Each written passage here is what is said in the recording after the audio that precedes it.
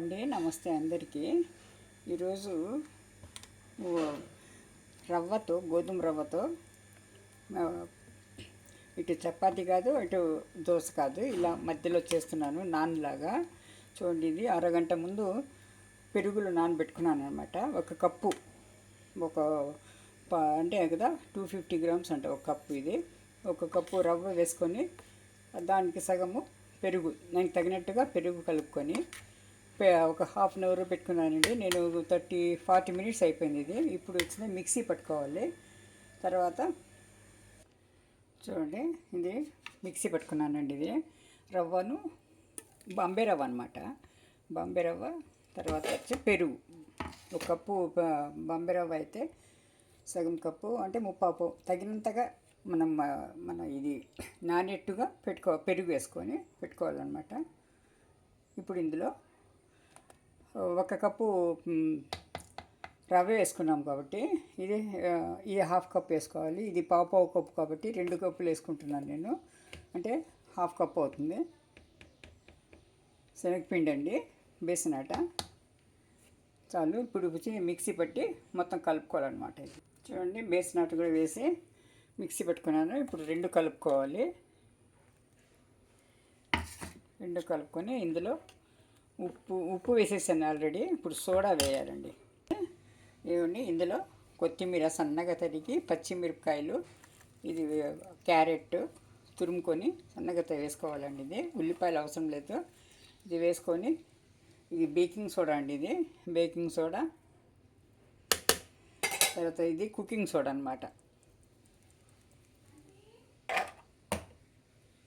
ఇదిగోండి జీలకర్ర అండి, ఒక స్పూన్ జీలకర్ర. హెల్త్ పరంగాను, జీర్ణ ప్రక్రియ పరంగాను, టేస్ట్ పరంగాను చాలా బాగుంటుందండి. ఇది కూడా వేసుకున్నాను. కొత్తిమీర సన్నగా తరిగి, పచ్చిమిరపకాయలు సన్నగా తరిగి, ఇది క్యారెట్ తురుము సన్నగా తరిగి వేసుకున్నాను అనమాట. ఇవన్నీ వేసుకొని ఒక 5 నిమిషాలు పెట్టేసి తర్వాత దోశల్లాగా వేస్తాను పెనం మీద. చూడండి, తెలుస్తుంది. ఉప్పు కూడా వేసేసాను. బేకింగ్ సోడా, కుకింగ్ సోడా కలిపేసానండి. ఇంతేనండి నీ ఇంగ్రీడియంట్స్ దీనికి. ఇది మైదా కాదు, గోధుమ పిండి కూడా కాదు, గోధుమ రవ్వ అన్నమాట. ఇలా వస్తాయండి దోశలు. రెండో వైపు తిప్పాను అనమాట, టర్న్ చేసుకున్నాను. ఇట్లా వస్తాయి. ఇవి దోశలు కాకుండా చపాతీ కాకుండా ఇలా మధ్యలో ఉంటుందండి. టేస్టీగా ఉంటుంది. ఇది కర్ణాటక సైడ్ ఎక్కువ చేసుకుంటారు. మనం పుల్లట్లులాగా మన ఆంధ్రాలో చేస్తారు, కానీ ఇది పుల్లట్లు కాదు. ఇది 2 చెంచాలు వేసుకొని పల్చగా పైకి చాలండి. ఎక్కువ మరీ పల్చగా అవసరం లేదు. ఇలా స్ప్రెడ్ చేసేస్తే అది చాలు అన్నమాట. కొద్దిగా చుట్టూ నూనె వేసుకోవచ్చు, మరి అంత నెయ్యి అవసరం లేదు. నూనె వేసుకుంటున్నానండి. నూనె వేసేసి మూత పెట్టేయాలన్నమాట. గిడ్డి పెట్టేస్తే 2 నిమిషాల్లో ఫోన్ చేస్తుందండి. చూడండి, ఒకవైపు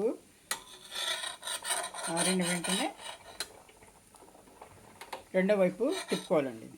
ఇలా తిప్పుకొని కొద్దిగా నూనె వేసేస్తే చుట్టూ పైన క్రిస్పీగా, లోపల సాఫ్ట్గా కరకలాడుతూ బాగుంటుందండి ఇది దోశలు. అసలు మనము చట్నీ లేకుండానే తినొచ్చు. పల్లి చట్నీ వేసుకోవచ్చు అన్నమాట. చూడండి, నేను పల్చగా వేసాను, కాస్త ఉబ్బుతుంది అనమాట. ఇది వేసాం కదా, ఇలా ఉబ్బుతుంది అన్నమాట. థ్యాంక్ యూ ఫర్ వాచింగ్ అండి. ఛానల్ని లైక్ చేయండి, సబ్స్క్రైబ్ చేసుకోండి. మిగతావి కూడా ఇలాగే వేసుకోవాలి. లైక్ చేయండి, కామెంట్ చేయండి, షేర్ చేయండి. Thank you. ఇలా ఒట్టిగానే తినొచ్చండి. ఇది వేడివేడిగా చాలా చాలా బాగుంటుంది. ఇది చూడండి, ఇలా చపాతీలాగా కాకూడదు, దోశలు కూడా కాదు, మధ్యలోగా ఉంటుంది అనమాట. మధ్యస్థంగా ఉంటుంది. ఇది చాలా బాగుంటుందండి. Thank you for watching.